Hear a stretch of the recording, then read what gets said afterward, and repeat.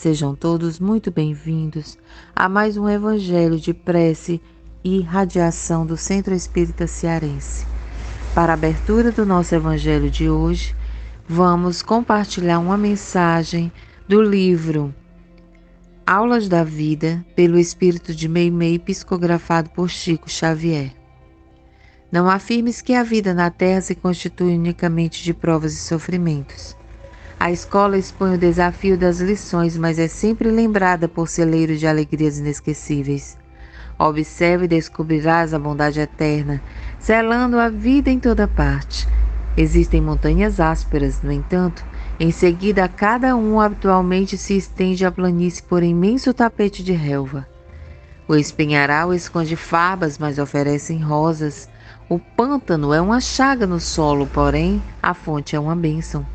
A argila pode ser considerada na condição de barro obscuro. Entretanto, quando devidamente trabalhada, faz-se o tesouro da porcelana. Desafetos costumam surgir, contudo, cada coração verdadeiramente amigo vale muito mais que a multidão dos adversários. Cada lágrima que se veste ou se vê está cercada por milhões de sorrisos. Por vezes, repontam gritos de desespero entre as criaturas. No entanto, ninguém conseguirá contar as preces de paz e amor que se elevam cada dia da terra para os céus. Em determinadas ocasiões, crises e conflitos explodem no caminho.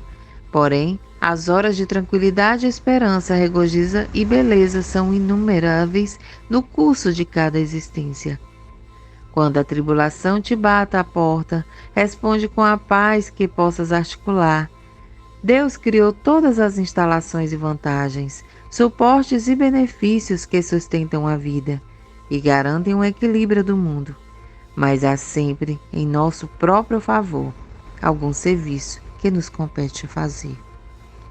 Depois dessa mensagem tão bela, iremos agora refletir sobre as palavras de luz do nosso Evangelho. Muita paz a todos.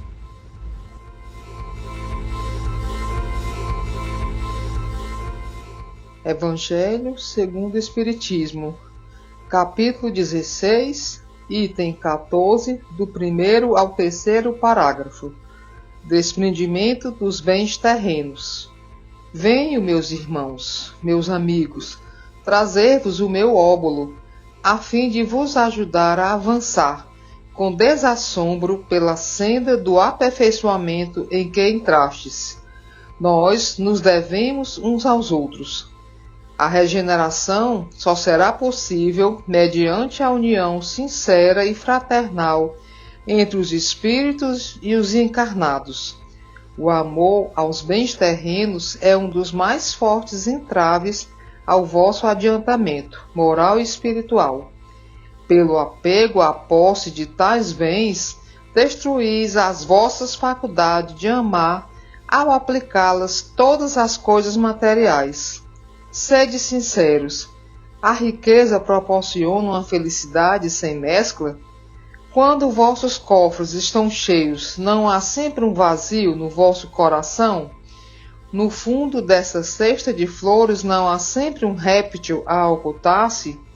Compreendo a satisfação bem justa, aliás, que experimenta o homem que, por meio do trabalho honrado e assíduo, ganhou uma fortuna, mas dessa satisfação muito natural e que Deus aprova, há um apego que absorve todos os outros sentimentos e paralisa os impulsos do coração, vai grande distância, tão grande quanto a que separa a prodigalidade excessiva da sórdida avareza, dois vícios entre os quais Deus colocou a caridade, santa e salutar virtude que ensina o rico a dar sem ostentação, para que o pobre receba sem baixeza.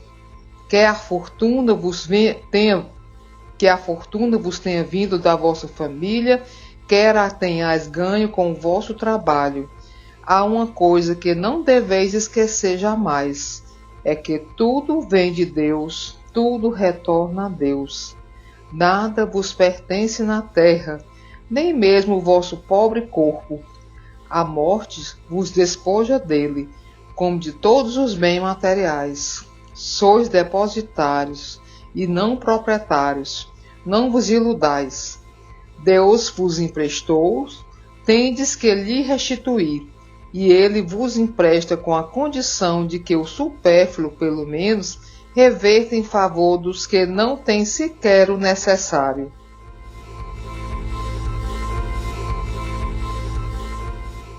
Boa noite a todos, estamos em mais um Evangelho à Luz da Doutrina Espírita e nossas reflexões consistem primeiramente em esclarecer os participantes sobre a verdadeira função dos bens materiais, ressaltando que não são um fim em si mesmos, mas meios que Deus provisoriamente nos concede para que os utilizemos em benefício do próximo. Ora, o que podemos entender com a frase do mestre Rabino, ninguém pode servir a dois senhores. Com certeza, Jesus quis dizer que não devemos ou não podemos viver simultaneamente fascinados pelas coisas materiais e comprometidos com a salvação do espírito, pois é impossível conciliar dois princípios tão opostos entre si. Nesse dado momento, o que podemos então compreender sobre a palavra mamon? Jesus quis dizer que o império das coisas materiais, dos prazeres desequilibrados que obliteram os sentimentos de espiritualidade, únicos capazes de conduzir o homem à verdadeira felicidade. Jesus referia-se a tudo que nos prende à matéria e nos impede o avanço espiritual. Qual foi a primeira recomendação de Jesus ao moço que desejava adquirir a vida eterna? Com certeza, meus irmãos, a observância dos mandamentos. Dizia o Cristo: não matarás, não cometerás adultério, não furtarás, não darás testemunho falso, honra teu pai e a tua mãe e ama teu próximo como a ti mesmo. E teve uma segunda recomendação. Então disse Jesus que se desfizesse dos bens materiais, os doasse aos pobres e o seguisse. Então, porque Jesus recomendou ao moço que se desfizesse da sua fortuna, meus irmãos, certamente porque esta fortuna, utilizada apenas em proveito próprio, aprisionava-o, impedindo-o de praticar a caridade e afastando-o do único caminho que conduz à salvação. Então, não basta somente observar os mandamentos para se obter a vida eterna. A observância dos mandamentos é importante, sim, mas quem já os cumprir, como era o caso do moço, necessita exercitar outras virtudes para promover o pleno aperfeiçoamento do espírito. Então, nesta passagem, o Mestre Jesus nos ensina a despojarmos-nos do que possuímos para obtermos a salvação? Necessariamente não é assim. Jesus nos ensina, sim, o desapego dos bens materiais, mostrando-nos que nada da vida é mais importante que a busca das coisas espirituais. Os bens materiais, meus irmãos, são meios que nos são concedidos para esse fim, porém não podem constituir obstáculos para o nosso avanço espiritual. E por que é tão difícil o rico entrar no reino dos céus? Porque ele sofre com maior intensidade o apelo das tentações do mundo e dos gostos materiais que se opõem aos anseios do espírito e o afastam de Deus. Não esqueçamos, devemos entender que somos apenas depositários dos bens terrenos e não proprietários. Não podemos jamais nos iludir. Compreender mais ainda que o que temos em propriedade material deve ser bem utilizado, bem empregado, quando estamos sempre administrando em favor do nosso próximo. Então, Jesus nos traz este conhecimento para que possamos estar atentos às coisas do Espírito. Que possamos, então, entender nossa condição como espíritos imortais, mas sempre em comunhão com Deus. Sigamos com Jesus. Muita paz.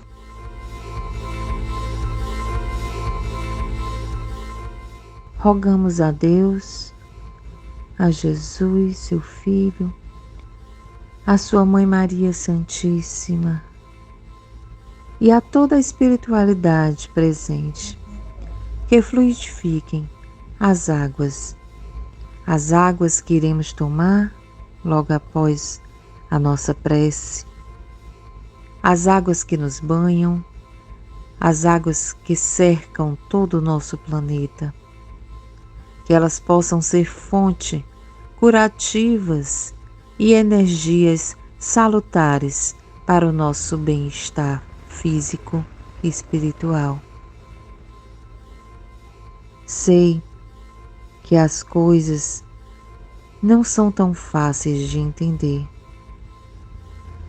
mas lá na frente, tudo aquilo que nós julgamos não ter dado certo, na verdade, resultou num grande livramento. Sei também que muitas coisas, quando olhamos para trás, poderá permanecer de acordo com aquilo que aconteceu, porque serviu de um propósito maior. Que quando essa tempestade passar, quando o vento acalmar, iremos perceber que nunca estivemos sozinhos, pois Deus nunca nos abandonou. Sempre esteve nos ouvindo, sempre esteve nos auxiliando, sempre esteve nos falando através das nossas mentes, dos nossos pensamentos e consciência. E sempre esteve nos dizendo: meu filho, minha filha, estou aqui sempre a te ajudar. E lá na frente, você vai olhar para o céu e dirá: Deus, gratidão, muito obrigado.